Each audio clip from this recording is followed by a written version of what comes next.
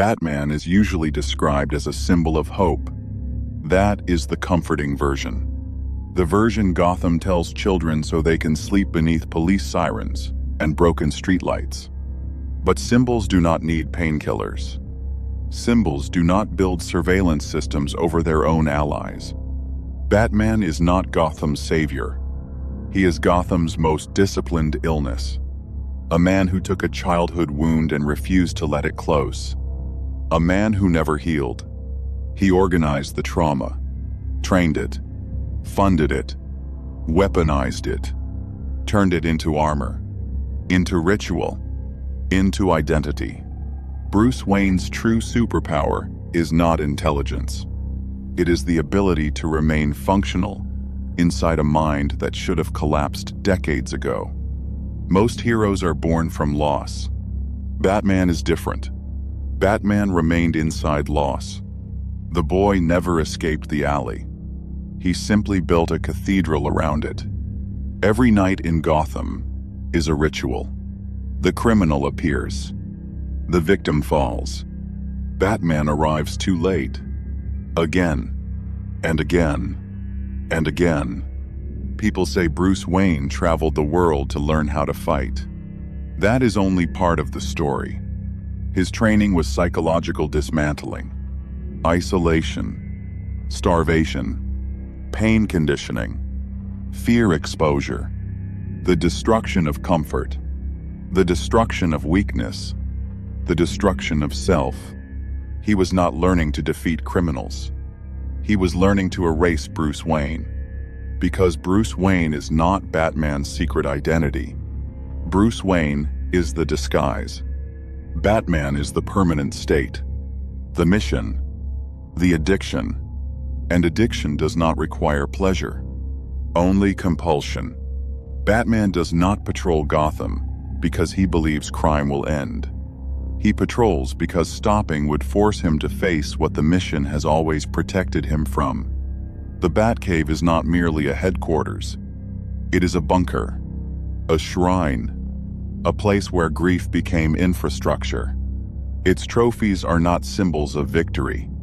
They are evidence. Evidence that chaos can be studied, cataloged, stored. Because if chaos has a pattern, then the alley had one too. And if the alley had a pattern, then the universe can still be understood. That belief became the foundation of Batman, and everything he would become. This is where Batman becomes more dangerous than many of the criminals he fights. Not because he is crueler, because he is more organized. The Joker is chaos with a knife. Batman is trauma with a database. The Tower of Babel reveals everything.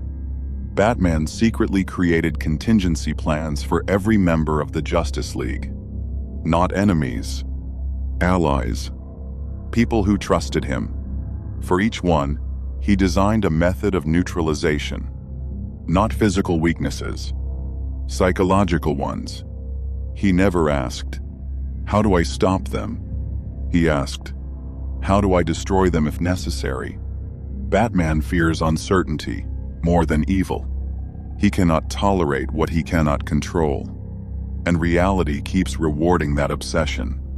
Heroes fall. Trust fails. Worlds collapse. Every disaster becomes evidence. Evidence that preparation was necessary. Batman does not trust people. He trusts preparation. He trusts contingency. He imagines every possible future, every rooftop, every alley, every camera, every pattern. Batman turns Gotham into data. He watches. He predicts. He studies fear. He studies people. The line between protection and surveillance disappears. Because Batman's obsession is not justice. It is control. The city changes around him. Criminals evolve. Police depend on him. Children imitate him. Batman does not end Gotham's madness. He reorganizes it. Arkham becomes the symbol. They are captured. They escape. Again. And again. The city never heals. The machine never stops. Batman remains at its center, not as its master, as its engine. The darkest cost of Batman's war is not psychological. It is biological. Batman is still human, and human bodies are not designed for this. Decades of combat, concussions, broken ribs, dislocated joints, gunshot wounds, sleep deprivation. The body keeps score, even when the mind refuses to. Many versions of Batman survive on only a few hours of sleep. But sleep is not a luxury.